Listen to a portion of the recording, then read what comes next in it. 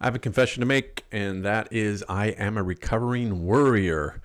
I used to worry about everything. I was the consummate pessimist. I didn't think anything would work out, and consequently, it didn't. In fact, I wasn't just a glass half empty kind of guy. I was the glass is shattered. We will never be able to drink again as a result, and will die of thirst. That was how I thought. I was worst case scenario king. And boy, it made my life miserable. And maybe you can relate. Maybe you worry about a lot of things as well. In this video, I want to share with you some of the things that I did to overcome my constant fears and anxiety and worrying about everything that could possibly go wrong. The first thing that I learned is a question that has served me better than any other question. And it's simply this. Whenever I catch myself thinking about something or worrying about something, I will ask myself this question. Does this thought serve you? So if I'm thinking a thought and that thought doesn't serve me, I can actually just change my thought. Okay, I can choose a different thought. If the thought isn't serving me, what's the point of thinking about it? What I do then is I think about what then is the opposite of whatever it is that I'm thinking. For an example, this happened a couple years ago. I got a certified letter in the mail from the IRS. It was a notice that I had a letter. I hadn't actually received the letter. It was a notice. I wasn't there. And there was a letter from the IRS.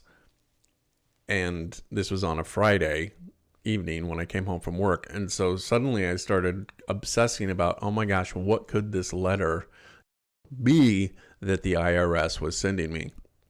And I started thinking about, oh my gosh, maybe I screwed up on my taxes. I'm being audited. That somebody's suing me. Who knows? Just worst case scenario. And I thought to myself, does this thought serve me? Well, it doesn't. It's actually ruining my night. Okay. And so I said to myself, okay, what's your fear? The fear is that you're going to be audited or this is a terrible thing. What's the opposite of that?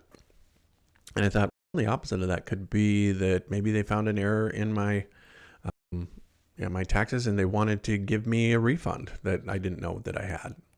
That was one possibility. Did that thought serve me better than the first thought?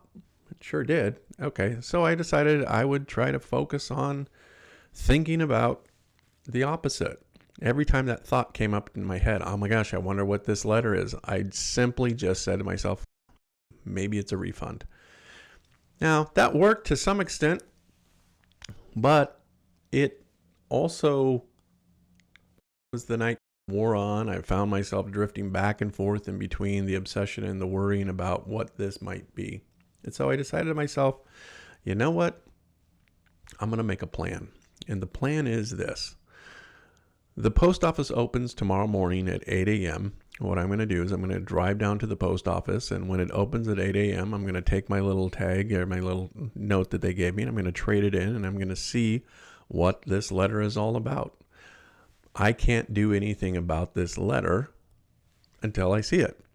So I have a plan. The plan is I'm going to go in tomorrow morning and I'm going to get the letter and see what it's about. So when my mind would start drifting again to, I wonder what this letter is about. I wonder if I'm going to be audited. I said to myself, Chuck, you got a plan? Work the plan. What's the plan? Tomorrow morning, we're going to get up. 8 o'clock, we'll be at the post office, ready for it to open. We'll get the letter and we'll find out what's in the letter. And then the next thing that I tell myself is, no matter what happens, I'll handle it. No matter what happens, I'll handle it. This is something that's been a huge thought transformation for me. When I look back on my life, there's been a lot of crazy things that have happened, but I'm still here. I'm still in this place where things are okay. Nothing has killed me yet. So whatever happens, I'm going to handle it. So the next day, was 8 o'clock in the morning. It was actually like 7:30. I got up and I drove down, and I was at the post office at 8 a.m. I had a plan. I worked the plan. Of course, there was still those nerves that were coming up, but I simply said, Chuck, no matter what happens, you'll handle it. I handed them the ticket. They gave me the letter. I opened it up. To be honest, I don't even remember what was in the letter. I just remember it being really benign. It was something like they had received a payment for me or something. And it was just silly. And there was this relief that sort of washed over me. But I realized I was spending so much time and energy worrying about something that actually didn't really even matter, that I could have been spending my time on something else. From that lesson, I started to learn and started to think to myself, anytime something came up, I would remind myself, if this thought is not serving me, let's change the thought. What are we going to do? Let's turn the thought around. It's just as likely that you're going to get a refund. And then I'm going to make a plan. I'm going to work the plan.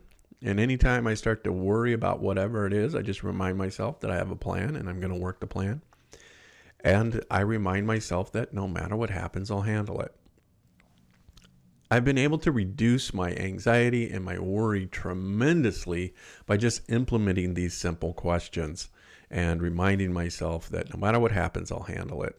So if you're a chronic worrier and you tend to find yourself worrying about this, that, and the other thing, I want to just encourage you that you can change your thought simply by asking yourself this question: does this thought serve me? And if it doesn't, choose another thought, make a plan, and then no matter what happens, you'll handle it.